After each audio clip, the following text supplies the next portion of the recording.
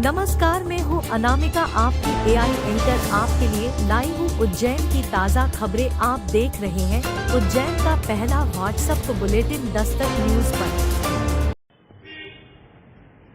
केंद्रीय सूचना एवं प्रसारण मंत्री श्री अनुराग ठाकुर ने नई दिल्ली में भारतीय जनसंचार संस्थान में 2 दिवसीय क्षेत्रीय सामुदायिक रेडियो सम्मेलन का उद्घाटन किया। इस दौरान उन्होंने 8वें और 9वें राष्ट्रीय सामुदायिक रेडियो पुरस्कार प्रदान किए, जिसके अंतर्गत श्री कृष्ण शिक्षण लोक परमार्थ समिति द्वारा संचालित रेडियो दस्तक 90.8 FM उज्जैन को कार्यक्रम काव्य गोष्ठी के अंतर्गत most innovative community engagement award से नवाजा गया, जिसे रेडियो दस्तक 90.8 FM के केंद्र निदेशक श्री संदीप कुलश्रेष्ठ ने ग्रहण किया और सूचना प्रसारण मंत्रालय को धन्यवाद दिया। इस अवसर पर केंद्रीय मंत्री श्री अनुराग ठाकुर ने कहा कि सामुदायिक रेडियो स्टेशन प्रधानमंत्री श्री नरेंद्र मोदी जी की जन भागीदारी जन आंदोलन के विजन को साकार करने में महत्वपूर्ण भूमिका निभाते हैं। ये स्टेशन आकाशवाणी के प्रयासों में सहायता प्रदान करते हैं और इन्होंने आपदाओं के दौरान अपने श्रोताओं को जानकारी प्रदान करने में महत्वपूर्ण भूमिका निभाई है। उन्होंने उपस्थित लोगों को यह भी बताया कि पिछले 2 वर्षों में 120 से अधिक सामुदायिक रेडियो स्टेशन जोड़े गए हैं, जिससे 100 से अधिक अतिरिक्त आशय पत्रों के साथ मंत्रालय के पास इनकी कुल संख्या 450 से अधिक हो गई है।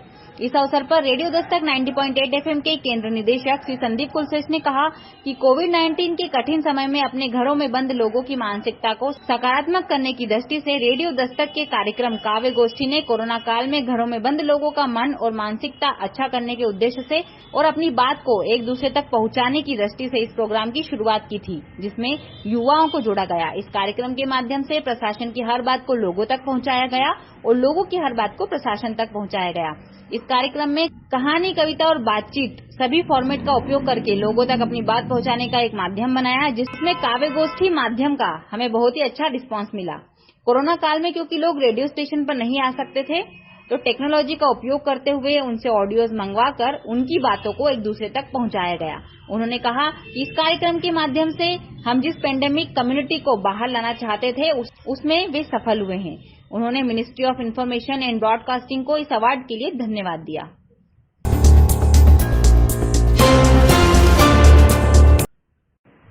शहर के पहले सामुदायिक रेडियो दस्तक 90.8 FM द्वारा आयोजित कार्यक्रम शाम गजल में उज्जैन के संगीत प्रेमियों को एक ऐसा अवसर दिलवाया कि एक के बाद एक प्रस्तुत गजलों को सुन सभी श्रोता मंत्रमुग्ध हो गए।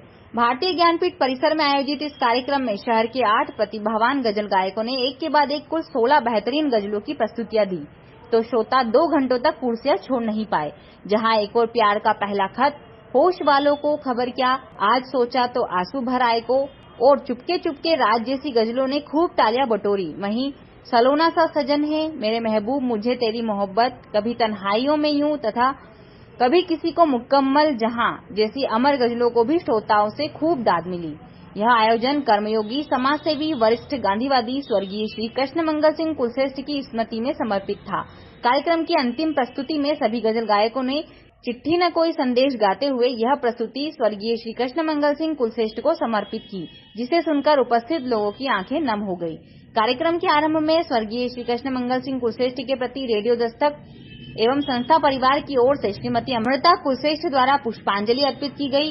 कार्यक्रम में प्रतिभावान गजल गायकों डॉक्टर कविता मेहता, हरीश नागर, विनय गुप्ता, श्रीमती पद्मा जाधव, मुकेश शर्मा, कुमारी खुशी लोधी और श्रीमती मनीषा व्यास ने आकर्षक प्रस्तुतियां दी। राजेंद्र नागर निरंतर ने खूबसूरत गजल प्रस्तुतियों के साथ कार्यक्रम का सफल संचालन भी किया। कार्यक्रम के अंत में रेडियो दस्तक की ओर से श्रीमती अमृता कुलश्रेष्ठ द्वारा सभी गजल गायकों को स्मृति चिन्ह प्रदान किए गए। इस अवसर पर श्री शैलेंद्र व्यास, स्वामी मुस्कुराके, श्री सुनील बामनिया, श्री शिव हरदेनिया, श्री दिनेश त्रिवेदी, श्री अमित शर्मा, अनामिका शर्मा, श्री अभय तिरवार, डॉक्टर चंद्र सोनाने सहित उज्जैन के सभी संगीत संस्थाओं के कलाकार उपस्थित रहे।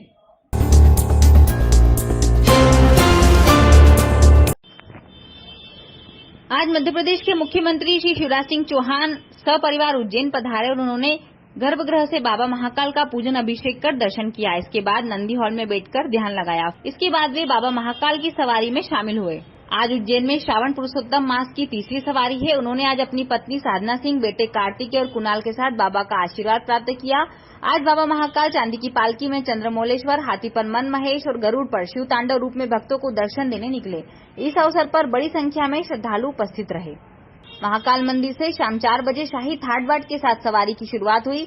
मंदिर के मुख्य द्वार पर सशस्त्र बल की टुकड़ी ने राजा को सलामी दी। इसके बाद पालकी शहर के विभिन्न मार्गों से होती हुई शिप्रा के रामघाट पहुंची, जहां पर पुजारियों ने भगवान महाकाल का शिप्रा के जल से अभिषेक कर पूजन अर्चन किया। इसके पश्चात सवारी पुनः विभिन्न मार्गों से होती हुई मंदिर पहुंची। दस्तक न्यूज में आज इतना ही। और भी खबरों को पढ़ने के लिए लॉगिन करें dastaknews.com। अब दीजिए इजाजत आपकी AI एंकर अनामिका को। धन्यवाद।